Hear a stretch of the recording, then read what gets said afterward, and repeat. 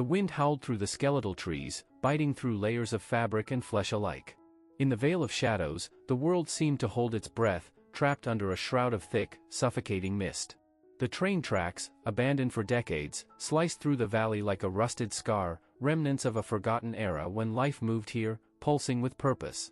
Now, they served as nothing more than a monument to neglect, their iron bones frozen in place, waiting for something to remember them. Simon stepped out of his sleek black car, his silhouette tall and unyielding against the mist.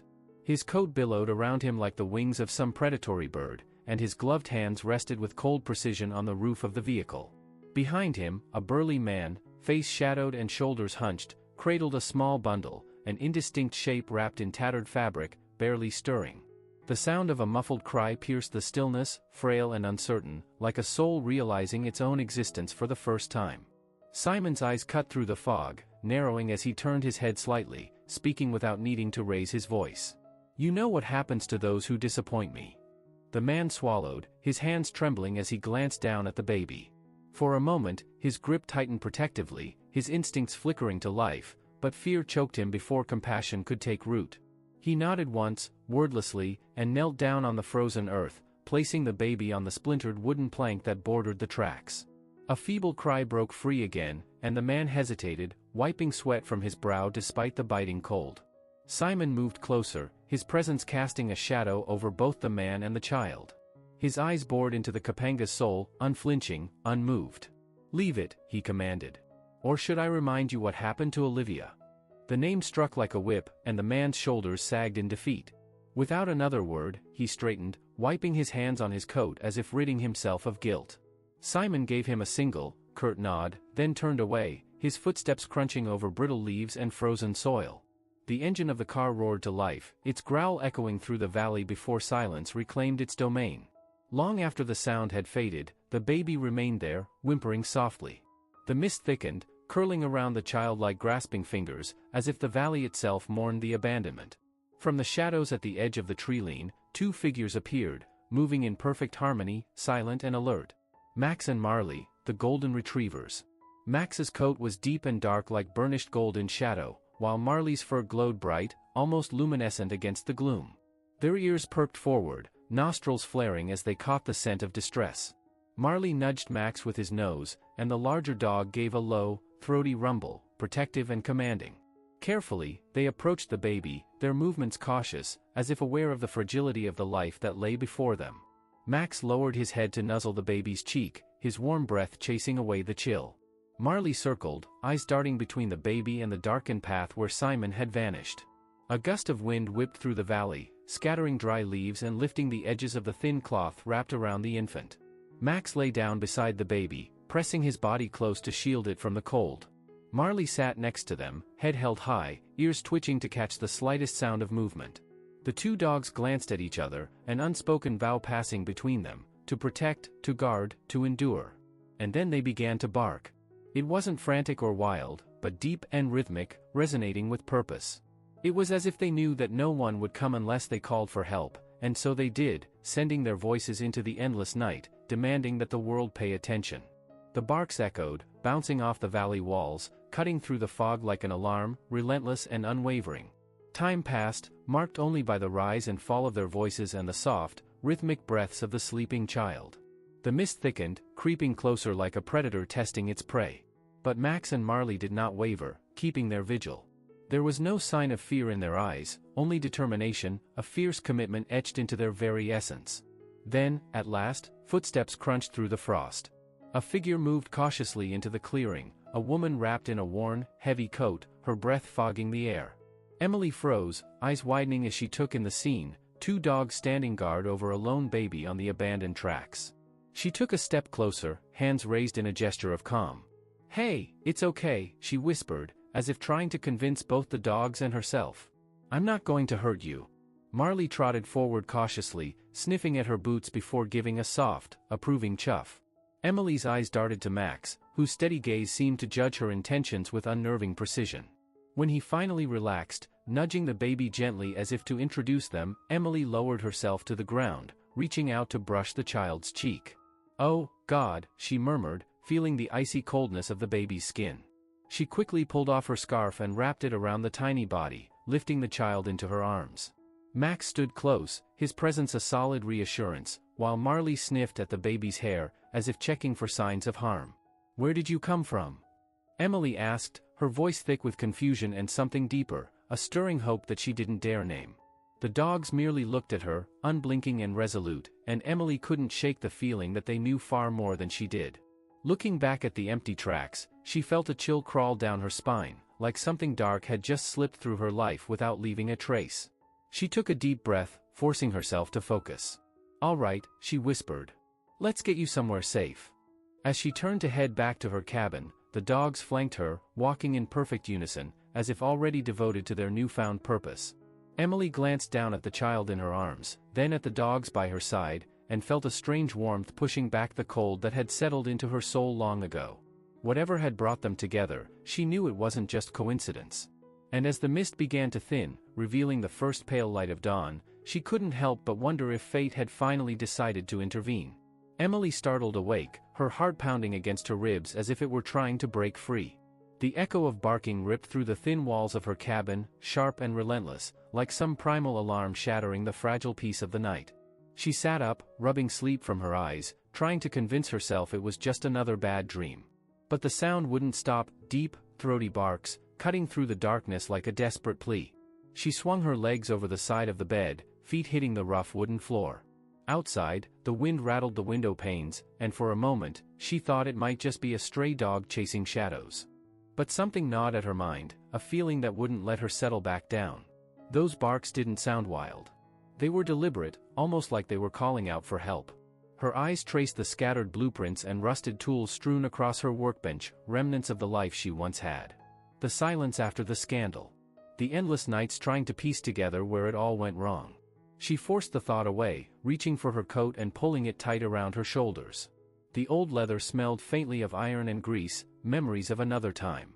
She grabbed the flashlight off the table, flicking it on and off to make sure it still worked, then pushed open the cabin door. Cold air smacked her face, biting through the thin fabric of her pajama pants. The fog hung low, thick as smoke, coiling around the trees and swallowing what little light spilled from her window. She followed the barks, her boots crunching over frostbitten leaves as she made her way down the worn path toward the old train tracks. As she moved closer, a different sound joined the barking, a faint, rhythmic whimper, barely audible over the dog's desperate calls. Emily's pace quickened, the flashlight beam trembling as her hands shook. When she broke through the tree line, she stopped dead in her tracks, heart thudding like a war drum. There, at the edge of the rusted rails, were two dogs, one dark golden, the other a lighter shade, both standing guard over a tiny bundle. The baby's cry was soft but insistent, a fragile plea against the ruthless cold. "Oh my God," Emily whispered, almost choking on the words. She dropped to her knees beside them, the dogs parting just enough to let her near, but still eyeing her with an almost human intensity. Her hand hovered uncertainly before she finally brushed the baby's cheek with her fingers. The skin was ice cold, and panic flared in her chest. "Hey, hey," she murmured, more to herself than anyone else, trying to keep her voice steady. "It's okay. You're okay." She looked up, meeting the eyes of the darker dog, Max. His stare was unwavering, as if he had appointed himself the protector of this tiny soul. Marley, the lighter one, nudged the baby with his nose, whimpering softly as if to remind Emily to hurry.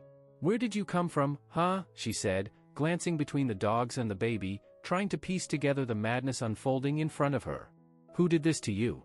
A twig snapped behind her, and Emily whipped around, clutching the flashlight like a weapon.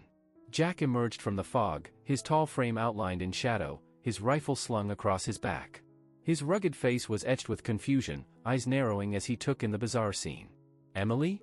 What the hell's going on?" he demanded, his voice rough from sleep. She shook her head, cradling the baby closer. I don't know. I heard them barking. Came out to check, and found them like this." Jack stepped closer, squatting beside her, his gaze bouncing between the dogs and the infant. "Those your dogs?" "No," Emily replied, shaking her head again, almost in disbelief. "I've never seen them before.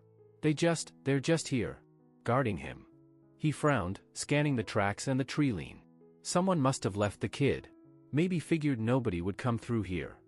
Anger flared in her chest, raw and ugly. Left? Who the hell leaves a baby in the middle of nowhere? In this cold? Jack didn't answer, but his jaw clenched, and his fingers tightened around the rifle strap. Emily looked down at the baby's face, round cheeks, soft tufts of dark hair, eyes squeezed shut against the chill. She didn't know what to do, didn't know how to fix this. But instinct took over, and she pulled the scarf from around her neck, wrapping it gently around the child. "I have to get him inside," she muttered, mostly to herself, before looking up at Jack. "Help me." He hesitated, glancing warily at the dogs, but when Max gave a single, purposeful bark, Jack seemed to take it as permission. He helped Emily to her feet, keeping his voice low. "We'll figure this out. Let's just get inside before we freeze." The dogs didn't stray far, walking on either side of Emily as if they had claimed her as their new pack leader. Jack kept glancing back at them, uneasy, but they ignored him entirely, focused solely on protecting the baby. When they reached the cabin, Emily pushed the door open, rushing to the table where she cleared away old tools with one sweep of her arm. She laid the baby down gently, wrapping him tighter and grabbing a worn blanket from the old armchair. The dogs settled at the door, eyes fixed on her every move. Jack pulled out his phone, cursing under his breath. "No signal out here. I'll have to head back to the tower to call the sheriff." Emily nodded, brushing the baby's hair back softly. "I'll stay with him. I don't want to leave him alone." Jack hesitated again, his voice softer this time. "You sure about this? We don't know whose kid that is. Or why they're here." "I don't care," Emily shot back, sharper than she intended. She took a breath, steadying herself. "Someone abandoned him, Jack. Left him to die. I'm not letting that happen." His expression softened, and he put a hand on her shoulder. "I'll go. Be careful. Lock the door behind me." As he slipped out into the fog, Emily sat down beside the baby, exhaustion creeping into her bones. She glanced at the dogs, now lying side by side, and gave a weak smile. "Looks like you boys saved his life," she murmured. "You two just knew." Max raised his head slightly, giving her a look that felt far too wise for a dog, and then lowered it again, satisfied. Marley huffed softly, curling his tail over his paws. Emily pulled the blanket tighter around the baby, her hands still trembling. Deep down, she knew this was only the beginning of something much bigger, something that would change everything she thought she knew about the valley, about herself, and about the world lurking beyond the mist. The grand chandelier above flickered faintly, its light catching the edges of ornate paintings that lined the vast hallways.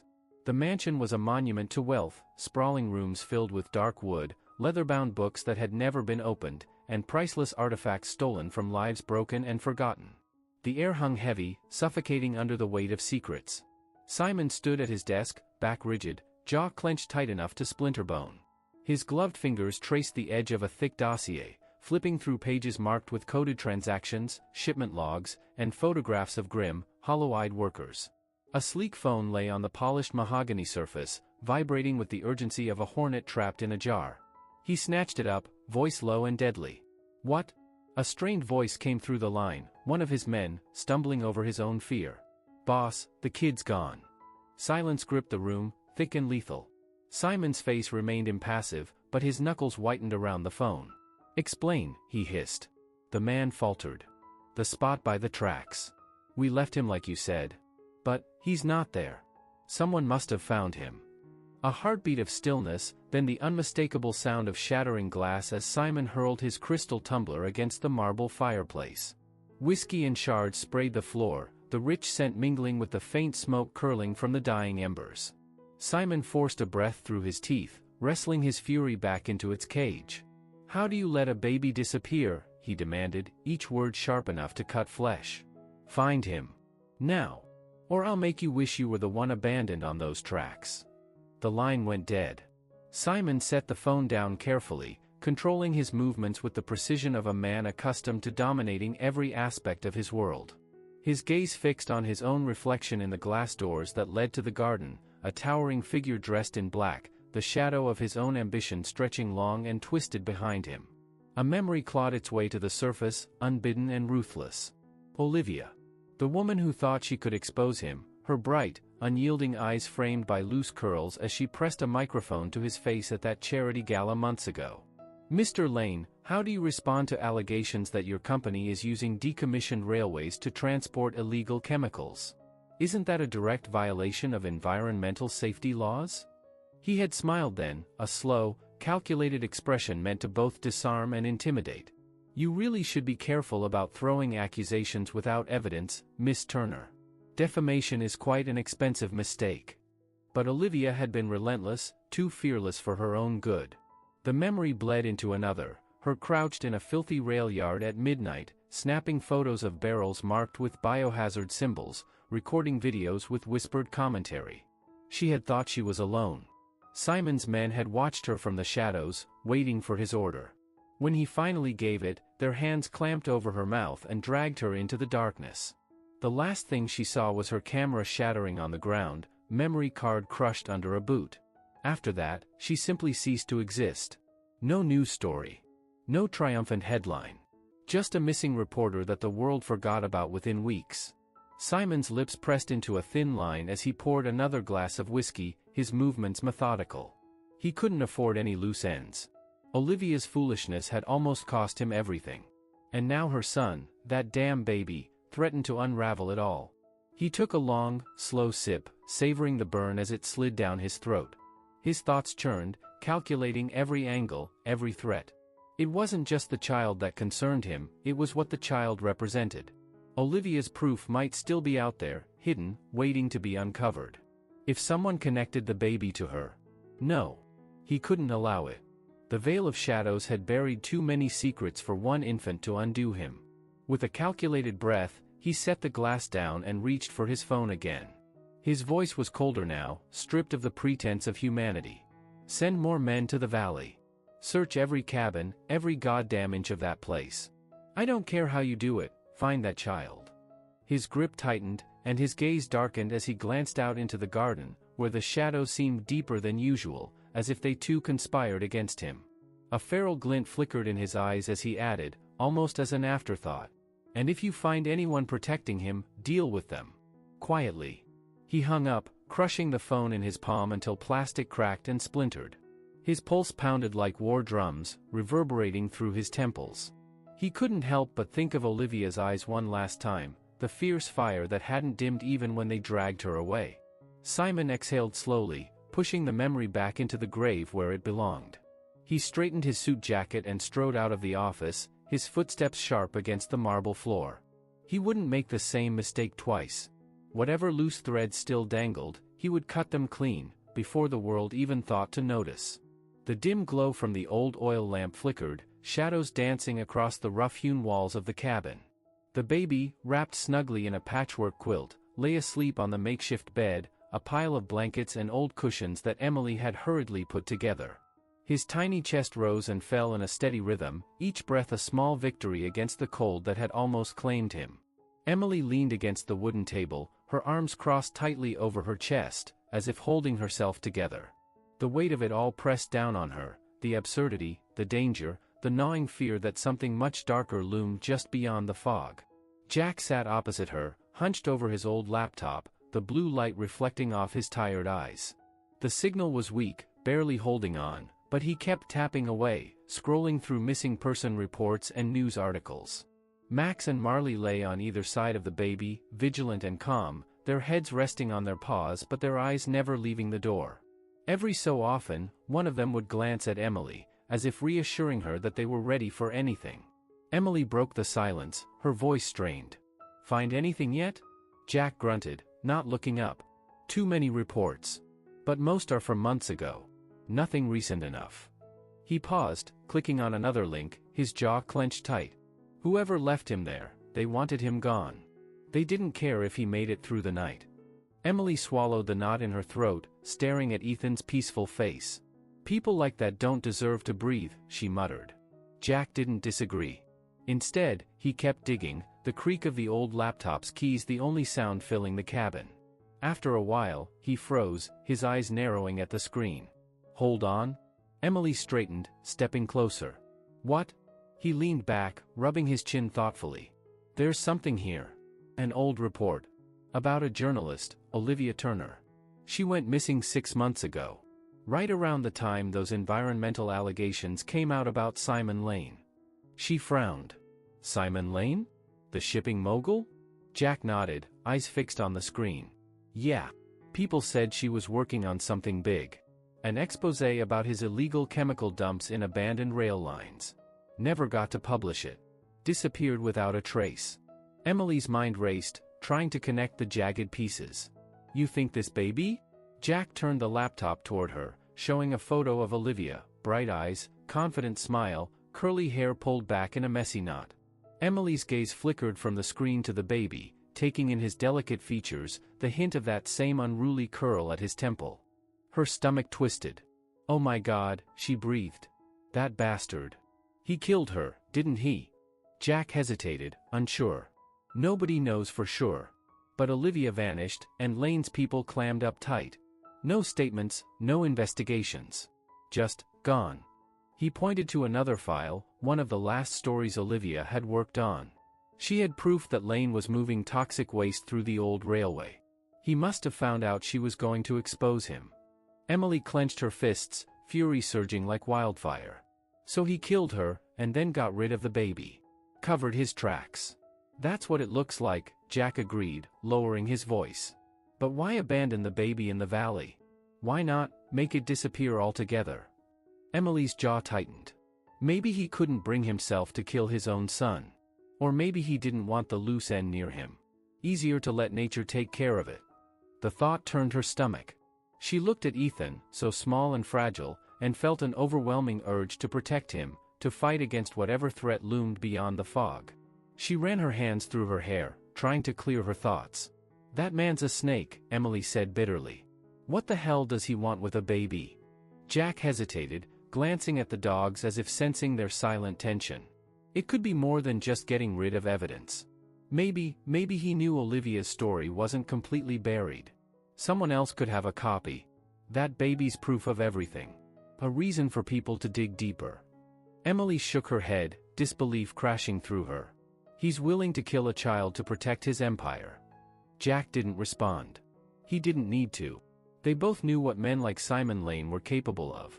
Men who saw lives as expendable.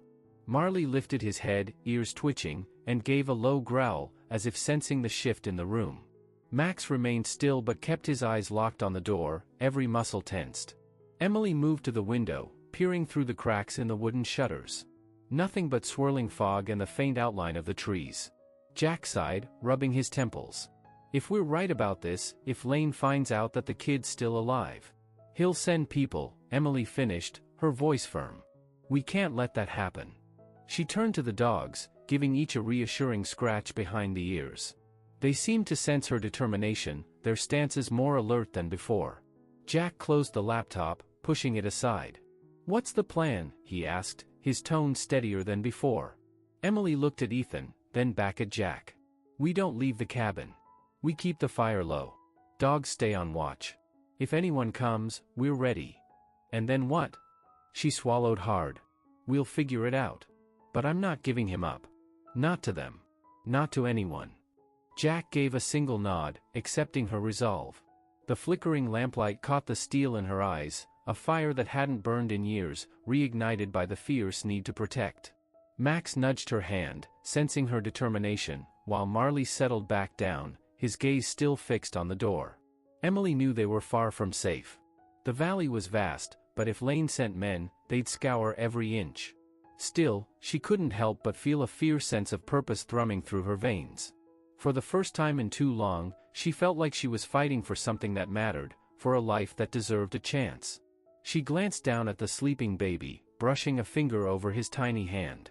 Ethan stirred but remained asleep, blissfully unaware of the chaos swirling around him. Emily whispered, more to herself than anyone else. I'll keep you safe, she promised. Whatever it takes. The old barn loomed at the edge of the village, its walls warped and splintered from years of neglect, barely holding together under the weight of damp and moss. A dim, single bulb swayed from the rafters, casting shaky shadows that stretched across the cracked concrete floor.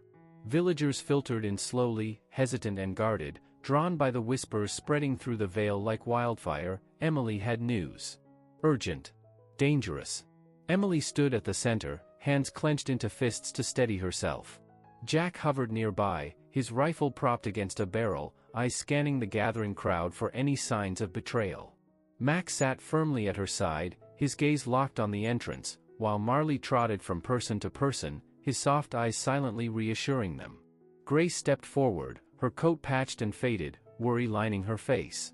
The older woman had always been the heart of the village, teaching the children, tending the garden by the chapel. She gave Emily a nod, one that carried both faith and fear. "What's this all about, Emily?" she asked, her voice calm but firm. Emily swallowed hard, feeling the eyes of at least 20 people boring into her, a mix of confusion and distrust. She took a deep breath, the words lining up in her mind, sharpened by anger and purpose. "It's Simon Lane," she said, her voice cutting through the murmurs. "He's planning something big, something that will destroy the Vale. He's been using the old railway to dump toxic chemicals. Illegally. Poisoning the land." A heavy silence fell. Some exchanged glances, skeptical, while others visibly tensed, as if dreading what would come next. Grace furrowed her brow, stepping closer. "That's a hell of an accusation. You have proof?" Jack cleared his throat, stepping forward. "Some," he said, raising his hands to calm them. "But that's not all. Simon's men are out there, right now, searching for something, or rather, someone." A few heads turned, whispers rising like the hiss of disturbed snakes. Luke and Danny, the village mechanics, stood near the back, wiping grease from their hands, curious but guarded. Luke nudged his brother. "What's going on?" Danny whispered. "Hell if I know," Luke muttered back, glancing at Emily with narrowed eyes. Emily raised her voice, firm and unyielding. "They're looking for a baby," she announced. "A child that was left to die on the tracks. Someone's trying to cover their tracks, and it all points back to Simon." Grace's eyes widened. "A baby? On the tracks? Who would?" Emily cut her off, her expression fierce. "Simon killed the mother. A journalist named Olivia Turner. She tried to expose his illegal dumping, and he made her disappear. The baby is hers. I found him abandoned, and those men will kill to keep it quiet." A murmur of shock and disbelief surged through the crowd. Luke stepped forward, wiping his hands on a rag. "You're telling us Simon Lane is behind this? The man who built half the damn village? Who donates to the school?" Emily glared at him, unwilling to soften the truth. "That money's blood money," she snapped. "He doesn't care about this place or the people in it. He's just buying silence while he poisons the ground under our feet." Danny scowled, but not at Emily, at the thought of being played for fools. "So what do we do?" he asked, his voice hardening with resolve. "Just let him keep getting away with it?" Max barked sharply, as if in agreement, his deep voice ringing through the space. Marley sat down next to Grace, resting his head against her leg, and she absently scratched behind his ears, her face twisted with guilt and fear. Grace cleared her throat, her voice trembling but determined. "If what you're saying is true, we can't just stand by. But confronting Simon Lane? He's got money. Lawyers. Guns. What do we have?" Emily looked around the room, meeting each gaze with a steadiness that surprised even her. "We have the truth," she said. "We have each other. He thinks he can trample us because we're small. Because we're nothing to him. But this place is ours. Our home. If we let him take it from us, if we let him bury his filth in the earth we raised our children on, then we've already lost." Max barked again, resolute, and Marley nuzzled Grace's hand, almost as if urging her to believe. Luke clenched his jaw and nodded. "She's right," he muttered, looking at Danny. "We can't just do nothing." Danny straightened, his expression fierce. "I've got some old steel pipes at the shop. We could block the tracks, make it impossible for any train to get through without clearing a path." Jack grunted in agreement. "Barricades would buy us time. If we're lucky, the sheriff might be willing to look the other way if we make enough noise. He's not exactly a fan of Lane, either." Grace took a deep breath, her shoulders squaring. "People will get hurt," she warned. Emily nodded grimly. "Maybe. But if we do nothing, it'll be worse. Simon will keep coming. He'll bleed the Vale dry." A hush fell, but it wasn't the same tense quiet as before. It was the calm before a storm, when everyone knows what must be done and just needs the courage to move forward. Grace squeezed Marley's head gently, and the dog licked her hand, his tail giving a hopeful wag. "All right," Grace said finally, her voice stronger now. "We fight. Not because it's safe, but because it's right." Luke shot a crooked grin at Danny. "Guess we better get those pipes ready." Danny grunted. "Better dig out those old welding kits, too. Make it solid." Emily felt a surge of relief and determination, tempered by the knowledge of what lay ahead. Jack gave her a rare, approving nod, and she managed a faint smile. The barn filled with purposeful chatter as the villagers planned their resistance, blocking tracks, gathering supplies, spreading the word. Max padded over to Emily, nudging her leg, and she knelt down, resting her forehead against his. "Good boy," she whispered, her voice thick with emotion. "We're gonna need all the help we can get." Marley trotted up beside them, his warm eyes fixed on hers, and Emily couldn't help but feel a flicker of hope. Maybe, just maybe, they had a chance. The sun dipped low behind the jagged mountains, painting the sky with streaks of deep amber and bruised purple. The abandoned tracks stretched out like the spine of some long-dead beast, tangled in wild undergrowth and lined with the remnants of rotting wooden ties. All along the rails, villagers worked with hurried precision, welding, hammering, stacking makeshift barricades from rusted metal and concrete chunks. The scent of scorched steel hung heavy in the air, mixing with the damp earth and bitter smoke of small fires crackling in barrels. Emily moved through the organized chaos, giving quick instructions, her voice firm but reassuring. A map of the valley lay spread on an overturned crate, held down by old railroad spikes. Jack stood nearby, binoculars trained on the far ridge, his face carved from stone. "Anything?" Emily asked, not breaking her stride as she approached. Jack lowered the binoculars just enough to glance at her, jaw clenched. "Nothing yet. But they'll come. You know they will." Emily nodded, running a hand through her hair, trying to push back the dread gnawing at her stomach. Max and Marley stayed close, ears perked, moving with purpose from one group of villagers to the next, as if inspecting their work. Every so often, Max would give a short, approving bark, and Marley would nuzzle someone's hand, offering a strange kind of comfort. Grace appeared, carrying a cloth bag filled with dried food and bandages. Her weathered face was tight with resolve, but her eyes softened when she spotted Ethan in his little makeshift crib, nestled safely between blankets on a patch of grass. She knelt down, brushing her fingers over his tiny hand as he slept, oblivious to the tension gripping the valley.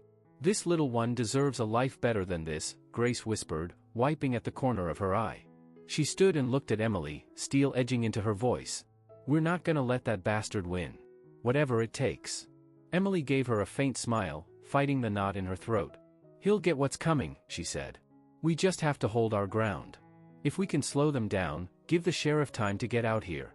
Maybe, just maybe, we can end this." Grace put a firm hand on Emily's shoulder. "You've got more courage than anyone I've met. Your father would be proud." Emily couldn't look at her, just swallowed hard and gave a curt nod. She didn't have time for sentiment. Not now. Not with the threat looming just over the hills. Danny and Luke jogged over, wiping sweat from their brows. "Barriers are up," Luke reported. "Reinforced with old rail ties and steel pipes. Ain't nothing short of a tank getting through that." Danny held up a detonator with wires coiled like a nest of angry snakes. "Charges are set under the west tracks," he said grimly. "If we have to, we'll blow them out completely. But that's a one-way ticket. No fixing them after that." Emily glanced over the map, tracing routes with her finger. "If it comes to that, we'll do it," she replied. "We have to cut off their way in. But not unless it's the last option." Jack cleared his throat, lifting the binoculars again. "They'll take the main route first, it's faster. But if they spot the barricade, they might try flanking from the south. We need eyes on both paths." Emily gestured to a group of villagers working with sharpened stakes. "Take a few people and set up on the southern ridge," she instructed. "If they try to move around us, signal with the flare gun." He gave a sharp nod and moved off, rallying a small team to follow him. Max barked, like he understood the urgency, and loped after them, keeping pace with the group. Marley stayed by Ethan's side, vigilant and unmoving. Grace pulled a faded wool scarf from her bag and wrapped it gently around Ethan's little shoulders. "Stay warm, little fighter," she whispered, leaning down to kiss his forehead. The baby stirred but didn't wake, his tiny hand curling around the edge of the blanket. Emily knelt next to him, running her fingers through his hair. A fierce protectiveness burned in her chest, something raw and unforgiving. This wasn't just about stopping Simon anymore. It was about saving what was left of their lives, their dignity, and the future that had been stolen from them. A distant rumble cut through the stillness, not thunder, but something more deliberate, more menacing. Engines. Big ones. Jack swung his binoculars around, his face going pale. "They're coming," he called out. "Trucks. 3, no, 4. Armed. And they've got a loader, must be planning to clear the barricades." Emily's heart pounded as she rose to her feet, eyes fixed on the distant dust cloud. Luke spat on the ground, muttering a curse. "That's more firepower than we planned for," he growled. Danny tightened his grip on the detonator. "We can still blow the tracks." "Trap M." Emily hesitated, mind racing. Destroying the tracks would cut off any hope of proof, of showing the authorities what Simon had been doing. But letting them through could mean a bloodbath. She glanced at Grace, whose face was set with grim determination. "What do we do, Em?" Grace asked quietly. Emily took a breath, forcing herself to think clearly. "Hold the line," she ordered. "We make them come to us. If they breach the first barricade, we'll blow the secondary line. We have to buy enough time for the sheriff to get here." Luke gave her a hard look, respect glinting in his eyes. "Hell of a plan," he muttered. "Crazy. But hell of a plan." She managed a tight smile. "Crazy's all we've got," she shot back. The rumble grew louder, and the villagers took their positions, gripping makeshift weapons and tools with white-knuckled hands. The dogs stayed close to Ethan, forming a living barrier around him. Emily moved to the front, rifle in hand, feeling the weight of every life behind her. She locked eyes with Jack, who gave her a solemn nod. "Whatever happens," he said, "we're with you." Emily swallowed the fear lodged in her throat and raised her voice so everyone could hear. "They think they can scare us. That they can take what's ours because they're richer and more powerful. But they don't know us. They don't know what we're willing to protect. This is our home, and we're not giving it up. Not to them. Not today." A cheer rose from the villagers, rough and uncertain but filled with defiant hope. The trucks appeared on the horizon, headlights cutting through the haze, and Emily squared her shoulders, rifle braced and heart thundering. The sound of engines filled the valley, drowning out the wind. Emily steeled herself, knowing that when the fighting started, there'd be no room for doubt or hesitation. She shot one last glance at Ethan, safe and warm under Grace's watch, and swore to herself that whatever happened, she wouldn't let Simon take another life. As the first truck rolled into view, Jack gave a short, grim nod. "Showtime," he whispered. Emily tightened her grip on the rifle and whispered back, her voice unwavering. "Let them come." The ground trembled, a low, relentless rumble that seemed to claw its way through the earth itself. The villagers stood their ground, nerves raw and muscles tense, their hands clutching makeshift weapons, crowbars, shovels, metal pipes, anything that might give them an edge. The barricade stretched across the tracks like a wounded beast, piles of concrete and steel, old machinery and fallen trees woven together into a desperate wall. Emily stood at the center, rifle slung over her shoulder, eyes never leaving the horizon where the towering shape of the locomotive barreled toward them. Jack crouched beside her, binoculars raised, muttering updates like they were some kind of prayer. "2 trucks ahead," he whispered. "Armed men in the flatbeds. Trains picking up speed. Bastard thinks he can just plow through." She didn't answer, her gaze fixed and unyielding, jaw set like iron. Grace and the others spread out behind her, Luke and Danny reinforcing the barricade with thick chains and welded steel. The air hung heavy with dust and tension, every breath sharp and cold. Then the train's horn screamed through the valley, a deep, furious bellow that seemed to split the world in half. Simon's private locomotive roared forward, its chrome-plated front gleaming under the dying sun, headlights cutting through the haze. Armed guards leaned out the windows, rifles ready, their faces twisted with contempt. Emily stepped forward, rifle raised. "Hold your ground," she called, her voice cutting through the noise. "Wait for my signal." Max and Marley stood at her sides, muscles taut and eyes blazing, refusing to flinch as the mechanical beast tore closer. The train didn't slow, if anything, it picked up speed, as if Simon meant to crush not just the barricade but everyone standing behind it.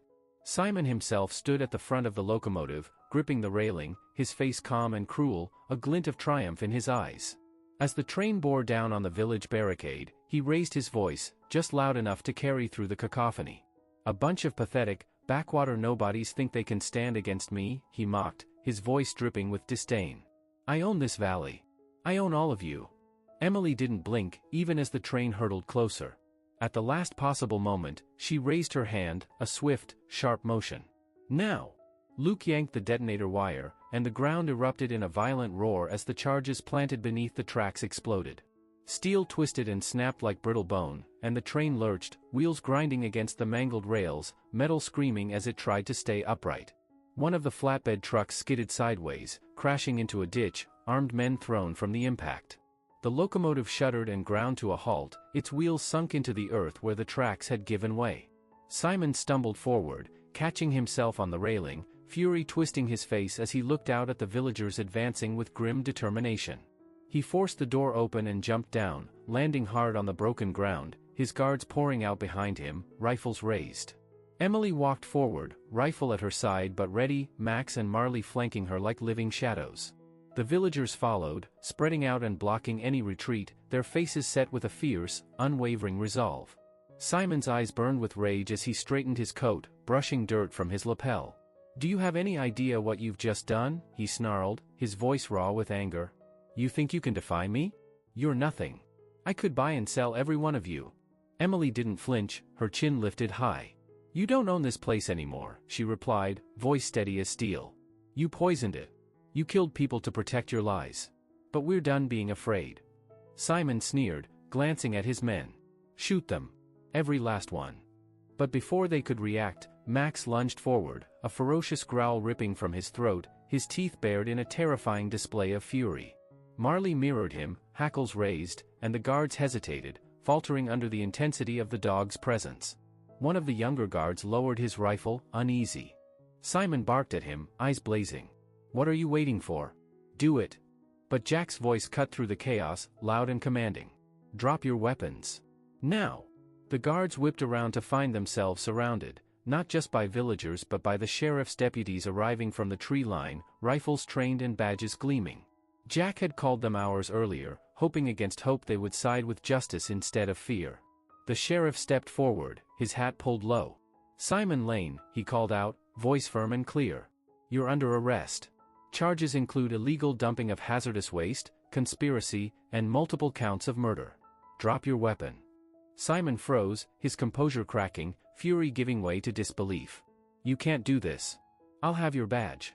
I'll—" The sheriff cut him off, his face like granite. "Shut up and get on your knees."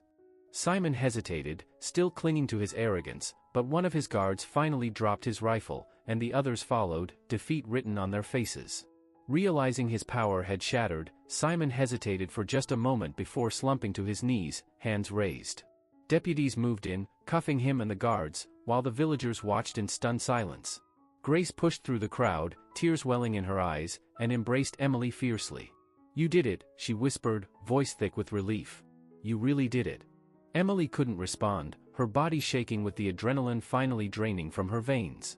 She looked over at Ethan, who was cradled safely in Grace's arms, still blissfully unaware of the chaos that had nearly consumed him.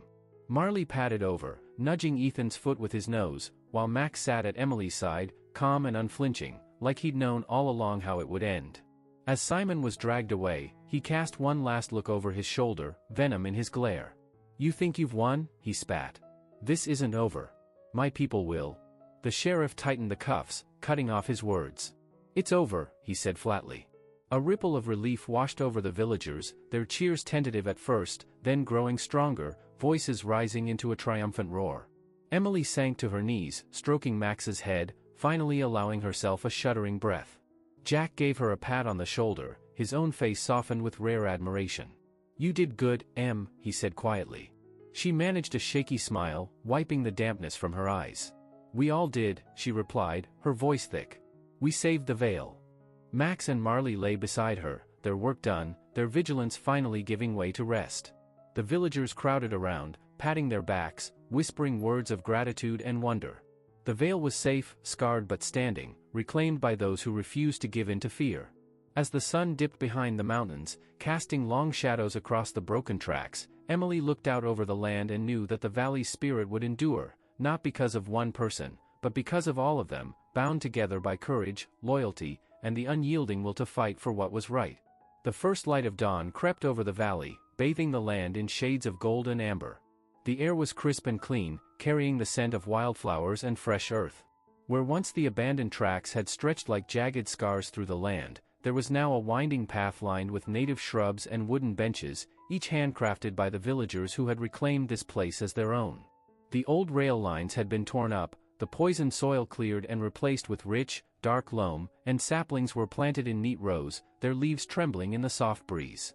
A wooden archway marked the entrance to the newly established Vale of Shadows Conservation Center, its name carved into smooth, reclaimed oak. Beneath it hung a smaller plaque, glinting in the sunlight. To Max and Marley, the guardians of hope and courage. Ethan was running across the soft grass, his laughter echoing through the open field as he chased Max and Marley in gleeful abandon. The dogs darted and weaved, always just out of his reach, their golden coats catching the sunlight like living fire. Marley paused, lowering himself to the ground, wagging his tail in a playful challenge, while Max circled protectively, keeping an eye on the boy's every move. Emily stood near the archway, her hands tucked into the pockets of her worn jacket, eyes fixed on the scene with a soft smile playing at her lips. Jack leaned against the support beam beside her, arms crossed, his usual stoicism softened by the hint of a grin. "Hard to believe it's the same place," Jack muttered, his gaze following Ethan as the boy tumbled into the grass, only to be greeted by Marley licking his cheek. Emily nodded, her expression thoughtful. "Sometimes it feels like it all happened to someone else. Like the valley just woke up from a nightmare." Jack glanced at her, his tone quiet. "You did that? You woke it up?" She looked down, brushing a stray hair behind her ear. "We did that," she corrected. "All of us. This place was worth fighting for." Jack huffed a low, amused breath, his eyes flicking over to where the sheriff was chatting with Grace and Luke, admiring the commemorative plaque. "That old bastard never thought you'd pull it off," Jack said, his tone lighter than usual. Emily smiled wryly. "Neither did I, some days. But, seeing this now, it was worth it." A cheer erupted from the gathering crowd as Grace stepped forward to make a short speech, her voice carrying with a warmth that only she could muster. She gestured to the new garden beds, the birdhouses hung from poles, the fresh coat of paint on the old station house that had been converted into a visitor center. "Today," Grace called out, her voice proud and unwavering, "we're not just celebrating the preservation of the valley. We're celebrating the spirit that saved it. The courage to stand up when it seemed hopeless. The loyalty that held us together when fear tried to break us apart. And most of all, the guardians who never gave up on protecting what truly matters." She pointed to Max and Marley, and the crowd erupted in applause, whistles and cheers rising into the clear morning air. The dogs, oblivious to the fuss, continued to play with Ethan, barking joyfully as the boy tossed a stick for them to chase. A local reporter stepped up with a camera, aiming to get a shot of the plaque, and Emily couldn't help but feel a surge of bittersweet pride. Olivia's name was there too, etched into the wood beneath the dog's tribute, a reminder that truth could be buried but never truly destroyed. Jack nudged her shoulder. "You should say something," he whispered. She hesitated, not one for speeches, but when the crowd turned expectantly, she took a breath and stepped forward. "I don't have much to add," she started, her voice a little shaky but growing stronger. "Grace said it better than I ever could. But I just want to say that this place isn't just ours because we live here. It's ours because we fought for it. We proved that no amount of money or power can take away what belongs to us, not if we stand together." A murmur of agreement rippled through the crowd, and Emily glanced back at Ethan, his giggles loud and free as Marley tackled him, both of them rolling through the grass. "This place is his now," Emily added, her gaze softening. "It belongs to those who will grow up here, safe and free. And it belongs to anyone who chooses to protect it. Just like Max and Marley did when no one else would." The applause was louder this time, but Emily didn't linger in the spotlight, stepping back into the shade and letting Grace take over again. Jack gave her a nod, impressed despite himself. "Not bad," he teased. Emily scoffed. "Shut up." They shared a rare, easy smile, both of them watching as Ethan toddled over with a flower in his tiny hand, proudly presenting it to Max, who sniffed it and then gave the boy's cheek a quick lick. Marley barked once, tail thumping against the ground, and Ethan turned to Emily with wide, curious eyes. "Flower," he announced, holding it out to her. Emily crouched down, accepting it with a gentle touch. "Beautiful," she said, tucking it behind her ear. "Just like you, little man." The sun rose higher, flooding the valley with light, and the villagers spread out, planting new shrubs, painting fences, and setting up picnic tables along the walking path. The past clung stubbornly to the edges, but hope had taken root, pushing back the shadows one bright day at a time. Emily stood back up, squaring her shoulders, and watched as Ethan chased the dogs down the path, their laughter and barking trailing behind them. She knew they had a long way to go, rebuilding trust, healing old wounds, but for the first time in what felt like forever, she believed they would make it. Jack sighed, content for once. "Think they'll remember it this way?" Emily glanced at him, her smile thoughtful. "They'll remember the fight," she replied.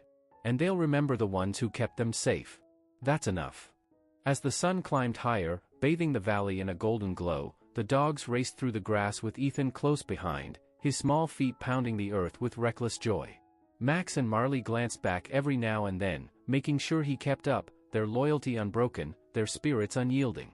The plaque glinted in the light, its words a lasting tribute to the courage that had saved them all. The strength of a valley lies in the spirit of its people, and the loyalty of its guardians. And somewhere beyond the hills, where the land stretched wide and wild, the world moved on, unaware that in this small, forgotten place, hope had taken root once more. What did this story awaken in you? If you were in Emily's place, would you have the courage to face the truth? Would you have Max's loyalty or Marley's bravery? Life often puts us in front of difficult choices, moments when we must decide between fear and action, between silence and justice. What battle are you avoiding fighting? What still needs to be reclaimed in your story? Share in the comments the moment that touched you the most and how this story resonated with your life. Your voice might inspire someone who needs to hear exactly this today. Don't stop here. Subscribe to the channel, turn on the notification bell, and share this video with someone who needs a dose of courage and hope. Let's spread stories that remind us of what truly matters.